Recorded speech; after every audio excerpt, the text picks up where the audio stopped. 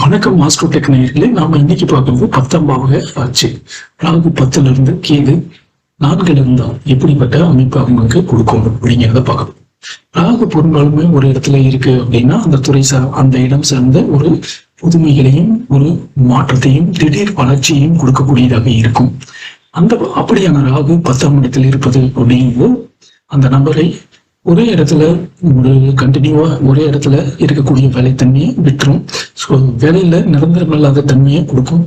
அதே போல அவங்களுக்கு வந்துட்டு சமூகம் டிஜிட்டல் சார்ந்த ஸ்கில்ஸ் இருக்கும். அடிக்கடி வேலை மாறுறது, தனக்குன்னு ஒரு சுயமான ஒரு அடையாளத்தை உருவாக்கணும் அப்படிங்கிற ஒரு தொழில் பாதையை உருவாக்கி கொடுக்கறது இந்த ராகு தான். ஸோ இவங்க வந்துட்டு தன்னுடைய ஸ்கில்லை டெவலப் பண்ணிக்கிறது, கண்டினியூவா டெவலப் பண்ணிக்கிறது, மேம்படுத்திக்கிறது, அதை வந்துட்டு இன்றைய நவீனமயமாக்கப்பட்ட உலகமயமாக்கப்பட்ட தொழில்நுட்பத்தோட கனெக்ட் பண்ணி இன்னைக்கு சொசைட்டிக்கு தேவைப்பட்ட மாதிரி செயல்படுறது எப்படிங்கிறது இவங்களுக்கு எளிதாகவே